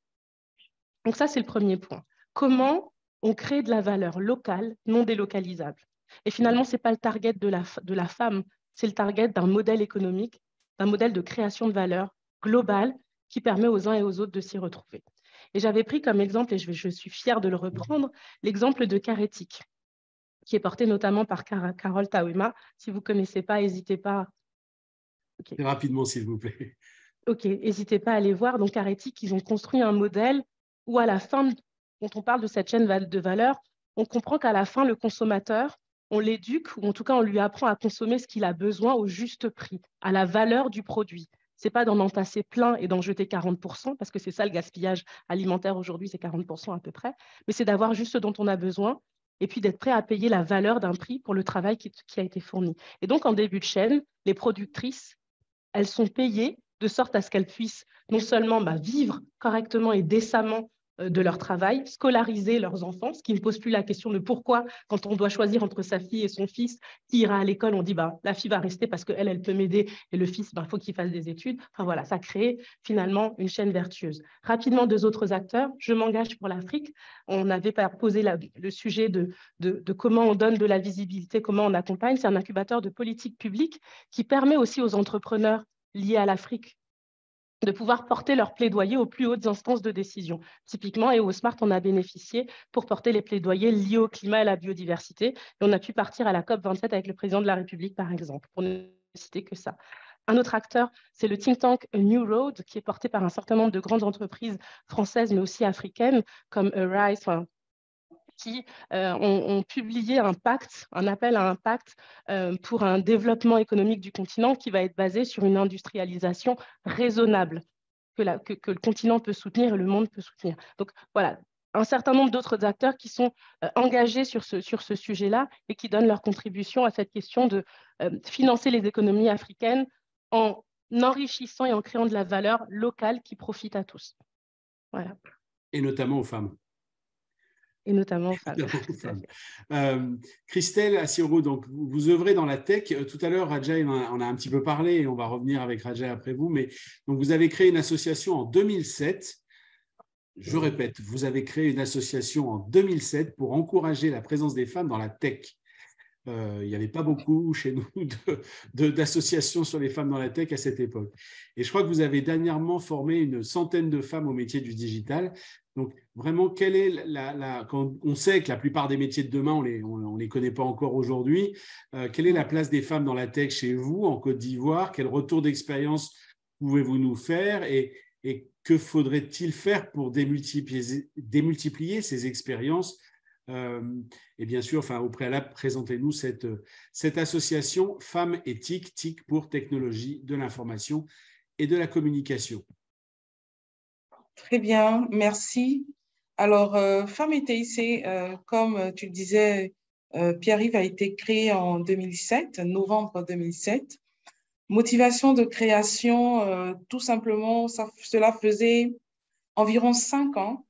Depuis 2002 que moi-même, j'ai commencé à militer en association pour la promotion de l'informatique, des technologies, particulièrement de l'informatique libre, donc toutes les questions de logiciels libres et open source, et parce que c'est une vraie chance pour l'intelligence de pouvoir être à l'origine de la construction d'une solution informatique qui répond précisément à un besoin, qui est adapté et calibré vraiment à une attente. Et donc, j'étais vraiment à fond dans cette organisation de société civile qui s'appelait Association ivoirienne pour Linux et logiciels libres. Et au bout de 5 ans, vraiment, il n'y avait pas de femmes. C'est-à-dire qu'il y en avait très peu. Cette association a été impulsée se faisait un peu sous l'égide de la francophonie et qui avait suscité aussi la création d'organisations similaires dans d'autres pays d'Afrique pour justement créer cette émulation auprès de la jeunesse africaine. Quel que soit le pays d'Afrique où on s'est retrouvé justement pour des actions, il n'y avait que des hommes. Vraiment, les femmes, on se comptait peut-être, je ne sais pas moi, vraiment très peu de femmes. Et cela m'interpellait. Et alors, je me suis dit, et en discutant aussi avec les autres membres de l'association ivoirienne, on s'est dit, mais pourquoi ne pas créer un cadre? Peut-être qu'il faut un cadre spécifique où on pourrait faire des actions particulières pour les femmes et les accompagner et tout. Et dans la même période, sur les OMD, parce qu'à ce temps, on était encore sur les objectifs du millénaire pour le développement, il y avait l'objectif 3 aussi qui portait toujours sur l'égalité des sexes et l'autonomisation de la femme. Et donc, on s'est dit que partant de cet axe des OMD, on allait travailler sur la question de la participation de la femme ou de la présence de la femme, de la jeune fille dans le secteur des technologies. Et voilà d'où on a pu mettre en place cette organisation pour la promotion de l'usage du numérique. Aujourd'hui, c'est le vocable qu'on utilise pour dispenser des connaissances à la fois techniques et des connaissances aussi de culture numérique à la femme pour l'aider à construire son autonomisation par le numérique, pour créer un cadre de partage d'expériences, pour favoriser le développement personnel et aussi le développement communautaire. On a pensé aussi que ce serait le canal pour créer un réseau de partenaires justement qui ont la même vision que nous, et aussi travailler justement à ce qu'on puisse contribuer à notre façon à l'atteinte des objectifs aujourd'hui du développement durable. Donc, voilà un peu comment est-ce qu'on met en place Femmes et TIC en 2007.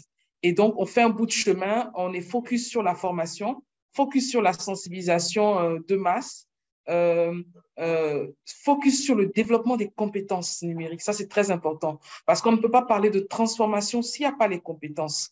On aura beau dire qu'il faut que la femme soit présente, mais si elle n'a pas les skills nécessaires, ben, ce sera peine perdue. Et donc, le volet de la formation est un volet très important de notre action.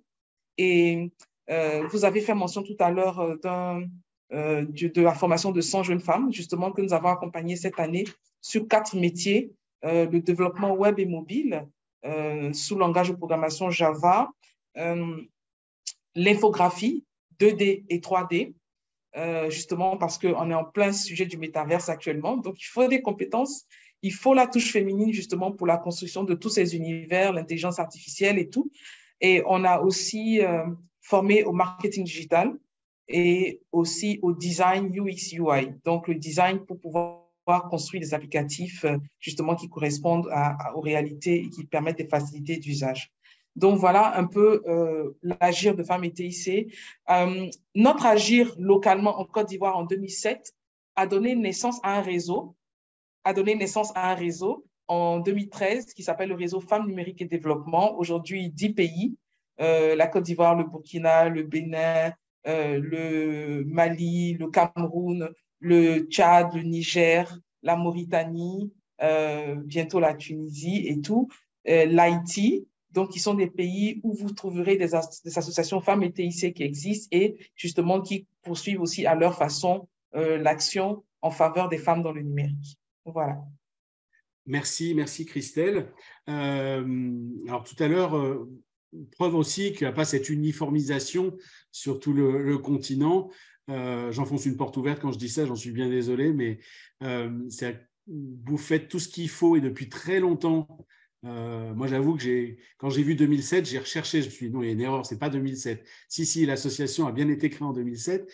Et de l'autre côté, vous peinez toujours, c'est difficile d'avoir un nombre de femmes dans les nouvelles technologies qui augmente. Et puis à l'opposé, Rajay a un peu levé le voile tout à l'heure là-dessus, c'est-à-dire concernant la tech, preuve que ces généralités sont inopérantes sur le continent. Vous avez parlé, on a parlé ensemble, Rajay, de cette pépite à Oujda et une situation de non-parité qui ferait pâlir de jalousie quasiment toutes les écoles françaises qui travaillent dans l'ingénierie, en fait. Est-ce que vous pouvez nous en dire un peu plus sur cette réalité qui est vraiment à l'opposé de la nôtre, puisque nous, depuis quelque temps, on a même un très fort recul d'entrée dans les écoles d'ingénieurs. Et puis de l'autre côté, question qui va avec et qui est en lien avec la remarque d'Arlan de tout à l'heure, c'est ce risque de pillage des talents, parce qu'on sait la grande capacité qu'on a. Quand on n'a pas ce qu'il nous faut chez nous, on va le chercher chez vous, pour dire ça un petit peu brutalement. Et du coup, le prix pour la société marocaine de cet éventuel pillage. Donc, Rajay, qu'en est-il au niveau de cette expertise digitale que vous développez dans l'oriental?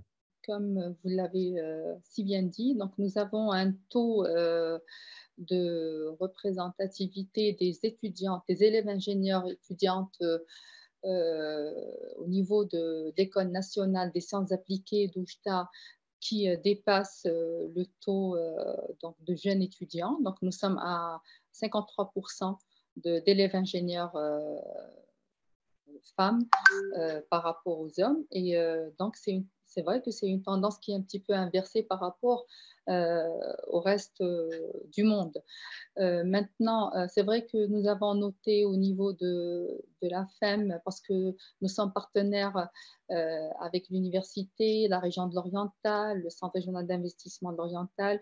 Nous accompagnons à travers des programmes des jeunes porteurs de projets, jeunes porteuses de projets, et nous avons remarqué que nous avions des jeunes porteuses de projets dans le domaine de l'IT, du digital, de l'intelligence artificielle, et donc c'est d'où cet intérêt et d'où donc cette initiative de mettre en place cet incubateur au niveau de la maison de l'intelligence artificielle au campus du savoir d'Oujda.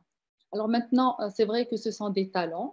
Ce sont des talents qui sont recherchés, qui sont recrutés sur les bancs de l'école par des entreprises françaises, notamment françaises, belges aussi, donc qui viennent recruter sur place.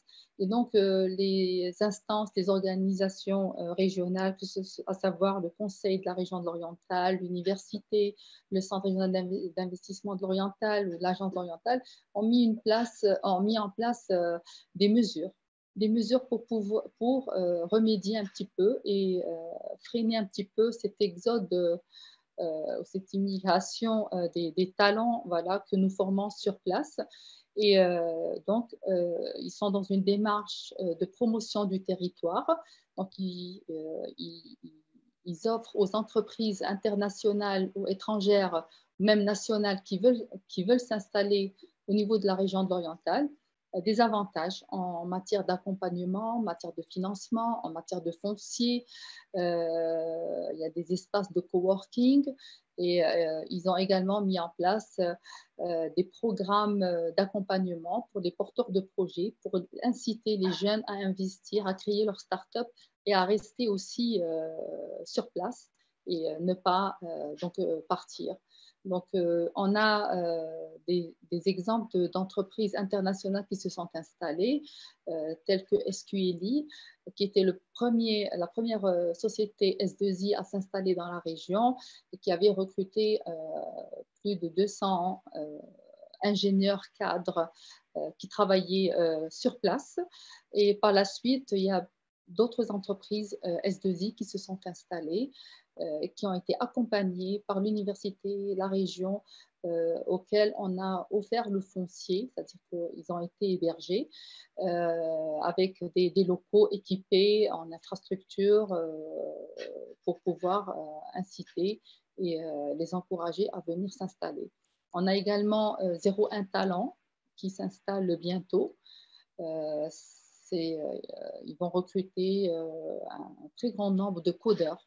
Ils sont dans le coding. Et donc, voilà, ce sont les principales mesures entreprises par la région pour inciter les entreprises à s'installer et surtout pour garder les talents localement au niveau de la région et ne pas les voir fuir et partir. Voilà.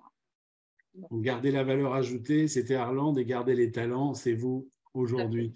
Merci beaucoup, mesdames. On est presque arrivé au terme. On a un tout petit peu de retard. Je vais vous demander, s'il vous plaît, une dernière petite question à Swazik d'abord. On avait prévu, Swazik, que tu nous parles de quelques-unes des entrepreneurs que vous avez accompagnés. On ne va pas avoir le temps, j'en suis désolé. Mais est-ce que tu peux me dire ce que tu retiens de l'expérience que tu as prise aussi de certaines de ces entrepreneurs africaines que tu accompagnes dans le cadre d'Empower? En fait, je pense que je vais rebondir sur ce qu'ont partagé Rajay et Arlande. Et je suis totalement alignée. Ce n'est pas juste une question de présence de femmes dans les secteurs, c'est une question d'économie juste, en fait, pour toutes et pour tous. Et en fait, pour faire le lien avec ta question, Pierre-Yves, sur ce que j'en ai retenu, en fait, ces femmes, nous, qu'on accompagne, elles sont porteuses des solutions. Bon, déjà, elles ont une énergie incroyable.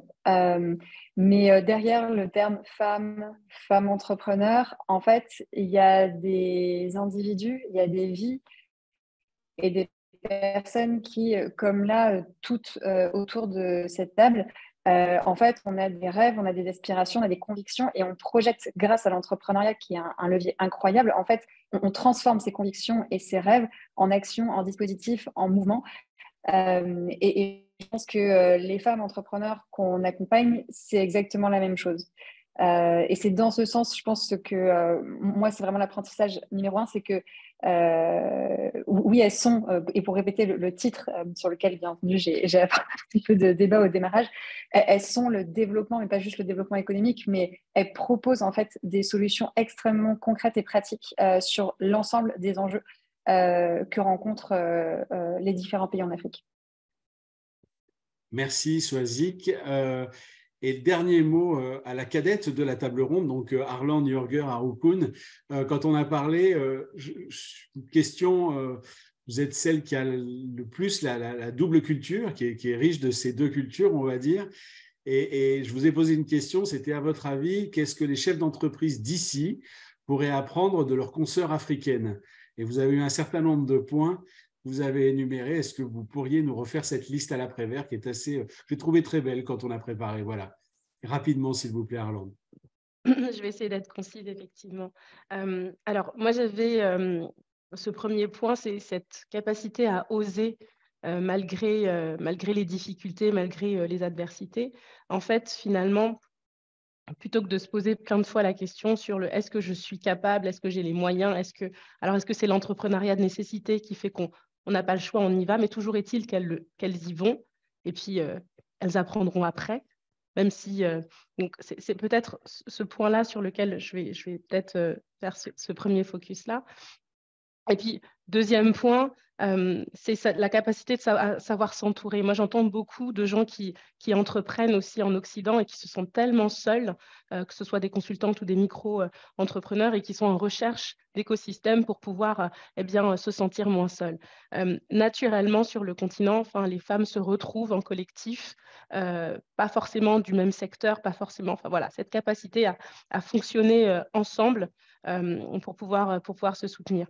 Et ensuite, un dernier point, alors ce n'est pas forcément ce qu'on devrait apprendre d'elle, mais j'ai quand même envie de laisser ce message-là. Quand je nous entends toutes parler, au final, les solutions, il n'y a plus de nouvelles propositions à faire. Les outils pour pouvoir accompagner sereinement ce développement sont déjà là, en regardant chacune de nous autour de la table. La question qui est comment on donne de la force à ces dynamiques-là pour que l'association de Christelle, qui existe depuis 2017, puisse se répandre encore plus vite pour que, comme on voit au Maroc, où les femmes, finalement, dans les métiers de l'ingénierie sont beaucoup plus présentes, on puisse le voir plus loin, au-delà du continent africain. C'est la question de différentes zones. Comment, finalement, parce qu'on parle de milliards d'euros d'aide au développement, il y en a de l'argent, c'est pas qu'il n'est pas là.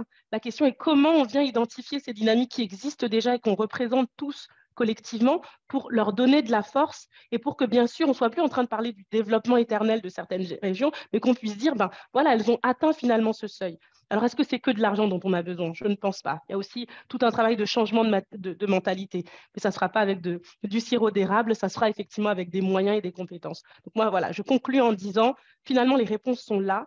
Comment collectivement, et je parle à ceux qui nous écouteront peut-être plus tard, et qui ont justement les moyens d'appuyer, comment ils identifient ces différentes dynamiques qui sont là pour les appuyer, pour on n'ait plus besoin de Empower, on n'ait plus besoin de ce que je fais chez moi et qu'on n'ait plus besoin de Christelle sur femme, parce que ce sera devenu quelque chose d'absolument normal. Je vois Sylvie Dalguer qui dit c'est bien qu'on ait peut-être moins besoin de Hellosos parce que finalement les femmes auront pris leur place et qu'on n'ait plus besoin de sanctuariser un 8 mars parce que finalement les choses auront repris une place qui doit être celle qu'elles doivent avoir.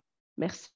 Merci beaucoup Arlande et merci beaucoup mesdames pour ces échanges qui nous éclairent cette place des femmes actuelles et futures. Vous avez donné le mot du futur Arlande, là, n'en doutons pas dans le développement africain et le développement tout court des populations. Comme ce matin, je vais donner le dernier mot à Sylvie Dalguer, donc conseillère régionale du Grand Est, déléguée à l'égalité femmes-hommes, pour quelques mots de conclusion après cette table ronde. Sylvie Dalguer, c'est à vous. Oui, merci. Quel bonheur de vous entendre. Quelle joie. Oh là là, c'est vrai que autant ce matin, c'était assez dur, mais là, on voit quand même que l'avenir est porté par les femmes. Peut-être simplement quelques mots pour vous dire que quand j'ai entendu les différentes problématiques sur les territoires africains, effectivement, on retrouve les mêmes chez nous en France. Avec un souci qui est aujourd'hui partagé par l'Europe, qui est la question de la ruralité. Tout à l'heure, Arlande disait que la majorité des populations vivraient en ville. Je ne suis pas complètement certaine. Peut-être que dans les chiffres, dans les faits, ce ne sera peut-être pas aussi vrai.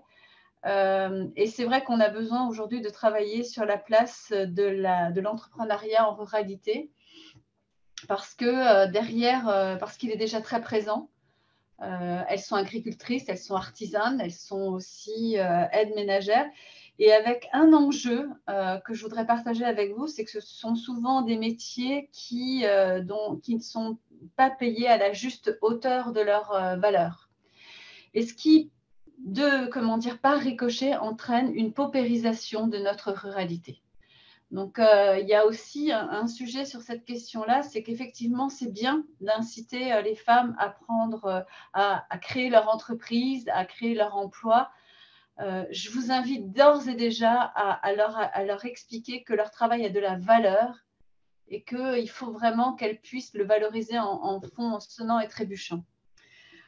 Pour ce qui est effectivement de la région Grand Est, donc vous avez entendu parler du programme ELSOS. C'est notre petit diamant, hein. On ne va pas se mentir. Nous sommes la seule région à proposer ce programme. C'est 1 an d'accompagnement et c'est grosso modo plus de 10 000 € par personne. Donc, on a 12 jeunes femmes qu'on accompagne. Et quand je dis le prix, enfin le coût en tout cas, c'est parce que je crois que ce qui est important aussi, c'est que ce programme, c'est une volonté politique du président. C'est une volonté extrêmement forte parce que dépenser 10 000 € pour une personne sur 1 an, pour une collectivité comme le Grand Est, c'est à la fois peu, mais c'est aussi beaucoup. Et sans la volonté politique, eh bien, ce programme aurait disparu. Et c'est pour ça que finalement, pour répondre à ce que disait Arland, à ce qui nous manque, ben, il nous manque des femmes politiques. Mesdames, je pense que c'est ça. Je pense qu'aujourd'hui, il nous manque des femmes politiques et comme je le disais ce matin, qui non seulement s'engagent pour prendre la place, mais aussi en gardant à l'esprit tout ce qu'elles n'ont pas eu ou tout ce qu'elles ont dû combattre pour réussir et pour changer le monde. Et ça, j'en suis intimement persuadée qu'on a besoin de vous en tant que représentante de vos pays. J'ai eu la chance d'aller dans l'Oriental. J'ai été subjuguée par ce qui arrive, hein, ce qui se fait dans ce territoire marocain. C'est absolument fantastique. Et c'est vrai que souvent, on dit, ben oui, les pays africains doivent s'inspirer de ce qui se fait en Europe. Moi, je pense qu'on va pouvoir bientôt changer de paradigme. J'en suis même quasiment persuadée. Et donc, voilà. Et puis, pour finir, parce qu'il faut faire court, je voudrais simplement finir par une phrase qui m'a été dite la semaine dernière alors, juste une petite chose, Empower. Je pense qu'il faudrait que vous vous rapprochiez de Citoyens et Territoires qui travaillent sur, comment dire, la question de l'entrepreneuriat en milieu rural. Je pense que ça pourrait bien matcher avec vous. Donc voilà, ça c'est la question réseau. Et pour finir sur le petit mot que m'a dit une des dernières lauréates de ELSOS, elle s'appelle Meggy, elle m'a dit « Quand je me plante, je pousse ». Voilà. Merci. Merci Sylvie Dalguer et merci pour cette phrase de conclusion. Merci à nouveau à Christelle Assirou depuis Abidjan en Côte d'Ivoire, Hadja Mefta depuis Oujda au Maroc, Swazik Berthelemy depuis Paris et bon voyage au Niger, Swazik, et merci à Arland Jürger Aroukound depuis Strasbourg. Je crois qu'il y a un voyage très bientôt aussi hein, de prévu Arland. Je vous propose maintenant de visionner un clip qui est moins connu, qui est une production de l'Institut français du Congo, qui réunit 18 artistes avec un grand E à la fin, parmi les plus connus E du Congo, chanteuses, slameuses, rappeuses contre les violences faites aux femmes. Et elles interprètent cette chanson en 10 langues, 10 des langues parlées de la République démocratique du Congo. Le titre, c'est Tosala, ce qui signifie « Agissons ».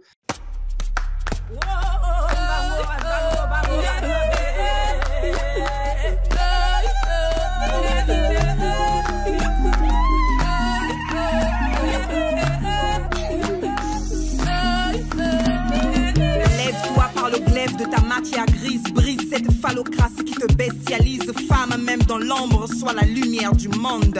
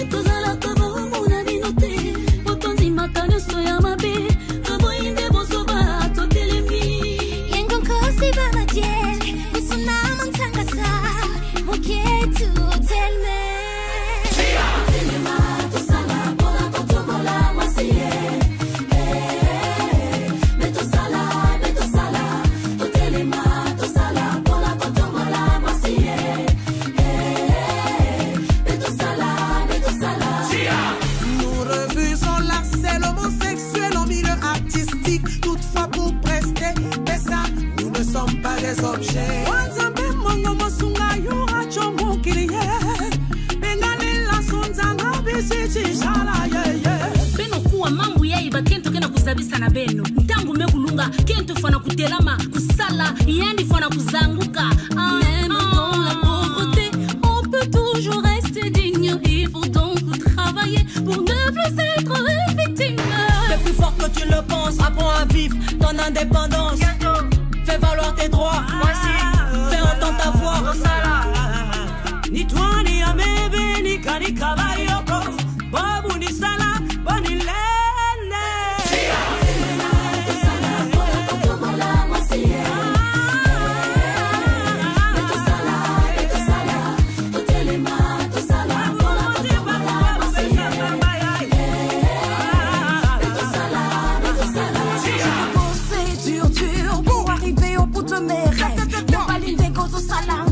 Ça me fait mal, la la la.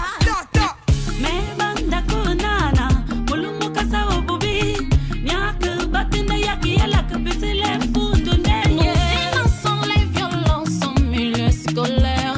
Nous y allons pour être stricts. Kudo fumini beta, kubasa bantuni tu ifuma. Lumbuchi mi amant tout l'ombier. La femme a été mise au monde pour s'arranger de tout et pour tout arranger dans le monde. Salano suba humano, suba humano. Je watifano muli boti iya rozingolo nyaku iya bana. Je uteni motakwe.